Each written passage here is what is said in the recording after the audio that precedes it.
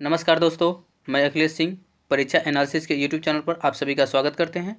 आज का हमारा जो टॉपिक है वो केबीएस में बहुत ज़्यादा क्वेश्चंस जो जिससे पूछे जा रहे हैं और हर एक शिफ्ट में लगभग देखे जा रहे हैं, जिसमें हमारा क्या नाम है कि कुछ महत्वपूर्ण अधिनियम जो एक्ट बने हैं उसका डेट पूछ दे रहा है और नहीं तो क्या नाम है कि फुल फॉर्म पूछे जा रहे हैं।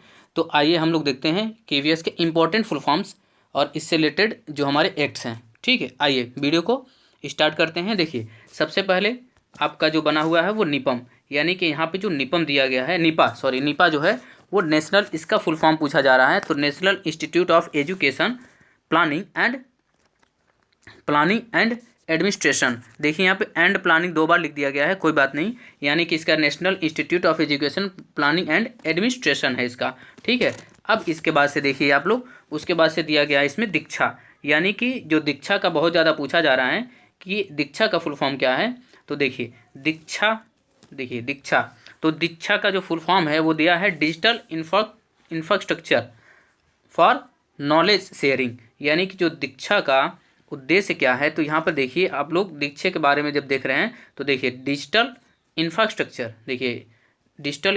For knowledge sharing.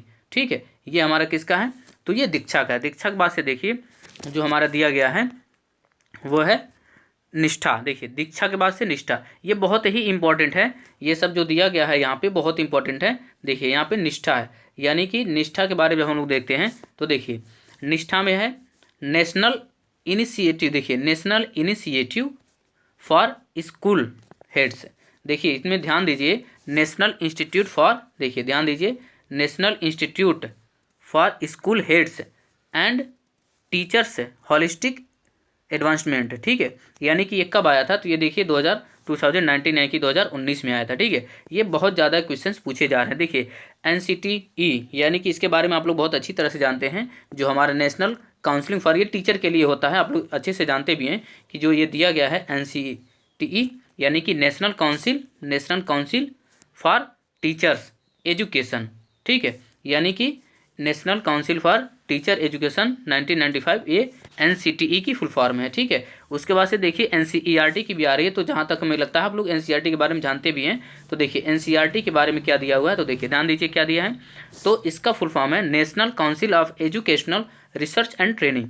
ठीक है, और इसका हेड पूछा तो यहाँ पे तो दिल्ली में है, यार आप लोग अच्छी तरह से जानते हैं। तो national council of education research and training. ठीक है, इसके बाद से जो दिया गया है वह है स्वयं के बारे में दिया गया है। देखिए यहाँ पे किसके बारे में दिया गया है, स्वयं के बारे में। तो देखिए क्या लिखा है यहाँ पे, देखिए स्टडी वेब्स, इसके बारे में जब हम लोग देखें तो स्टडी, देखिए यस से डब्लू, यस पास, यानी कि यस का मतलब क्या है, देखिए तो स्टडी है। ठीक है, यस का मतलब क्या है, तो ये स्टडी है, डब्लू का मतलब है वेब्स। ठीक है, डब्लू का मतलब वेब्स है, फिर उसके बाद से ए का मतलब क्या हो गया हमारा एक्टिव, वाई। देखिए अब एक्टिव लर्निंग फॉर यंग, अब यहाँ पे ध्यान दीजिएगा, तो अगर आप लोग मिलाने की कोशिश करेंगे तो कुछ वहाँ पे गलत आपका हो सकता है। ठीक है, डायरेक्ट इसमें जैसे लर्निंग फॉर नहीं दिया होगा तो आप लोग इसमें मिस्टेक कर सकते हैं, तो लर्निंग फॉर इसमें इंक्लूड है। ठीक है, तो यानी कि देखिए study waves of active learning for young aspiring minds. ठीक है, इसके बारे में आप लोग देखिएगा ये कब आया था स्वयं, तो 2016 में आया था। ठीक है, अब देखिए इसके बाद से दिया गया है निपा, बहुत ज़्यादा क्वेश्चंस निपा के बारे में पूछा जा रहा है। तो निपा का जो हमारा फुल फॉर्म है क्या है, नेशनल। देखिए निपा के बारे में जो पूछा जा रहा है वो क्या हमारा, देखिए नेशनल इंस्टीट्यूट, ठीक है, national institute of educational planning. ठीक है, प्लानिंग एंड एडमिनिस्ट्रेशन। तो देखिए अगर एक दो ठो आप लोग याद कर ले रहे हैं ना, तो फिर ज़्यादातर उसमें मिलते जुलते वर्ड्स आपको मिल जाएंगे। ठीक है, अब देखिए इसके बाद से NEP, बहुत सारे बच्चे इसमें मिस्टेक कर दे रहे हैं कि NEP का न्यू एजुकेशनल पॉलिसी पढ़ ले रहे हैं, जो हमारा न्यू एजुकेशनल पॉलिसी ना होके क्या है इसका, तो राष्ट्रीय शिक्षा नीति, यानी कि नेशनल एजुकेशनल पॉलिसी। आप लोग इसका हिंदी में अगर आप लोग देखते हैं तो राष्ट्रीय शिक्षा नीति लिखा होता है। ठीक है, तो इसीलिए इसका क्या है, नेशनल एजुकेशनल पॉलिसी। ठीक है, इसके बाद हम लोग देखते हैं तो परख है, तो परख भी बहुत ज़्यादा पूछा जा रहा है इस टाइम। परख, तो क्या नाम है कि परख का क्या है, देखिए तो परफॉर्मेंस असेसमेंट है। देखिए ये क्या है, performance, P stand for performance, A assessment, R का मतलब रिव्यू एनालिसिस ऑफ नॉलेज। देखिए नॉलेज फॉर हॉलिस्टिक डेवलपमेंट, देखिए हॉलिस्टिक एच, देखिए यहाँ पे डी तो लास्ट में है नहीं परख में, लेकिन यहाँ पे देखिएगा हॉलिस्टिक डेवलपमेंट यहाँ पे इंक्लूड है, डेवलपमेंट क्या है इसमें इंक्लूड है, ठीक है। इसके बाद से देखिए आप लोग CCE, तो आप लोग CCE के बारे में बहुत सारा आप लोग सतत व व्यापक मूल्यांकन बहुत ढेर सारे चैप्टर भी पढ़े होंगे। तो CCE का ये क्या नाम है कि इसका फुल फॉर्म क्या बना है, तो देखिए कॉन्टिन्यूअस एंड कॉम्प्रिहेंसिव इवैल्यूएशन, सतत एवं व्यापक मूल्यांकन, आप लोग इसके बारे में अच्छी तरह से जानते भी हैं, इसको बिना पढ़े क्या नाम है कि टीचर। देखिए अब इसके बाद से क्या दिया गया है, तो देखिए CPD, ये इसमें बहुत ज़्यादा NCERT में पूछा भी जा रहा है CPD के बारे में, उसमें क्या नाम है कि वर्ड के रूप में भी आ रहे हैं। तो देखिए CPD यानी कि कॉन्टिन्यूअस प्रोफेशनल, देखिए कॉन्टिन्यूअस प्रोफेशनल डेवलपमेंट, ठीक है, कॉन्टिन्यूअस प्रोफेशनल डेवलपमेंट है, ठीक है। इसके बाद से हम लोग देखते हैं FLN, ये बहुत ज़्यादा क्वेश्चंस एग्जामिनेशन में पूछे जा रहे हैं, ठीक है, फुल फॉर्म तो ज़्यादातर आ रहा है। देखिए तो ये हमारा क्या है, तो FLN यानी कि फाउंडेशन लिटरेसी एंड न्यूमेरसी, देखिए FLN का क्या है, फाउंडेशन लिटरेसी एंड न्यूमेरसी, ठीक है, इसका FLN का ये हमारा फुल फॉर्म है, ठीक है। इसके बाद से हम लोग देखते हैं तो ECCE, देखिए अभी इसके रिलेटेड क्वेश्चन एक और है इसमें ECCE, तो यानी कि जो हमारा ECCE है वो early childhood care and education है, इसका फुल फॉर्म क्या है, तो early child care and education है, ठीक है। अब देखिए ये स्पैम जो दिया गया है ये हमारा कंप्यूटर का स्पैम नहीं है, ठीक है, किसका नहीं है, ये स्पैम जो है SPM, ठीक है। तो देखिए इसका है क्या है, तो स्कूल प्रोप्राइटरी मॉड्यूल, ठीक है, इसका याद रखिएगा, प्रीप्रायोरिटी है, सॉरी प्रीप्रायोरिटी है ये, ठीक है, प्रीप्रायोरिटी मॉड्यूल है, ठीक है। अब इसके बाद से देखिए, इसके बाद से दिया गया है, हाँ स्पैम के बाद हो गया। अब देखिए सेफल का दिया गया है, तो सेफल का क्या है, तो देखिए स्ट्रक्चर, देखिए यस स्टैंड फॉर क्या है, स्ट्रक्चरल असेसमेंट, देखिए structured assessment for planning for analysis learning है, ठीक है, यानी कि SAFAL का है structured assessment for analysing learning है, ठीक है, ये हमारा याद रखिएगा। देखिए ऊपर हमने कहा था ना कि अभी ECC का भी एक और उसमें इंक्लूड मिलेगा, तो देखिए NCPE, तो देखिए NCPE का हमारा फुल फॉर्म क्या बन रहा है, तो national curriculum and pedagogical framework for ECCE। तो अभी आप लोग ऊपर देखे हैं कि ECCE का फुल फॉर्म क्या था, यहाँ देखिए early child care and education, तो यानी कि क्या है, national curriculum and pedagogical framework for early child care education, देखिए यहाँ पे है ना केयर एंड एजुकेशन। तो इसके बाद से हमारा क्या है NCFSC, देखिए इसके बारे में क्या दिया गया है, NCFSC, देखिए तो national curriculum and framework for school education, इसका हमारा क्या फुल फॉर्म है, तो national curriculum and framework for education, ठीक है। अब देखिए इसके बाद से जो दिया गया है वो है पैसा, देखिए पैसा के बारे में क्या दिया गया, तो इसका फुल फॉर्म क्या है, तो देखिए प्रोग्राम, पैसा का क्या है, प्रोग्राम फॉर, देखिए इंटरनेशनल स्टूडेंट असेसमेंट, ठीक है, यानी कि क्या हमारा है, तो programme for international student assessment, ठीक है। इसके बाद से आप लोग देखिए, तो इसके बाद हम लोग देखेंगे तो क्या दिया गया, हाँ अब ये हमारा तो कुछ इंपॉर्टेंट हमारे फुल फॉर्म थे, एक बार और इसको रिवाइज कर लीजिएगा, और नहीं तो इसको अच्छे से नोट बना लीजिएगा, क्योंकि इससे रिलेटेड क्वेश्चन हमेशा पूछे जा रहे हैं, लगभग हर एक शिफ्ट में KVS के एग्जाम में पूछे जा रहे हैं, ठीक है।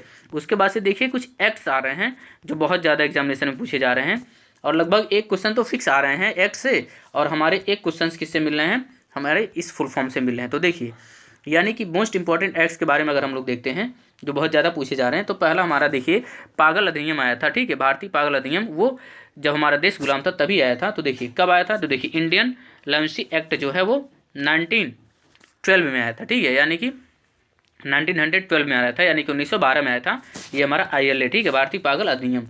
उसके बाद से क्या है हमारा, देखिए उसके बाद से है मेंटल हेल्थ एक्ट, देखिए बहुत ज़्यादा पूछा जा रहा है मेंटल हेल्थ एक्ट, यानी कि जो सेकंड नंबर का हमारा है मेंटल क्या नाम है कि हेल्थ एक्ट, वो हमारा मानसिक स्वास्थ्य अधिनियम 1987, ये बहुत ज़रूरी है इसको याद करना, 1987, ठीक है।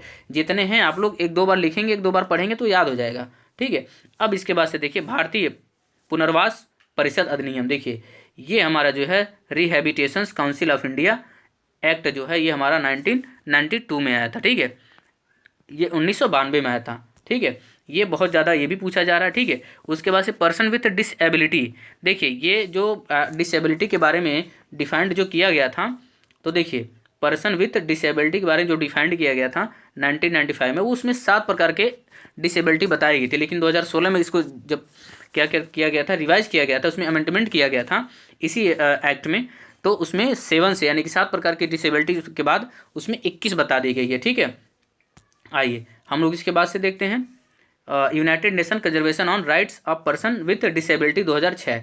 देखिए इसमें जो दिया गया है ये यानी कि विकलांग व्यक्तियों के अधिकार पर संयुक्त राष्ट्र अधिवेशन में ये कब आया था, तो 2006 में आया था, यानी 2006 में आया था, ठीक है। ये देखिए यूनाइटेड नेशन से संबंधित है, ये भी क्वेश्चंस में बहुत ज़्यादा पूछे जा रहे हैं इसमें, ठीक है।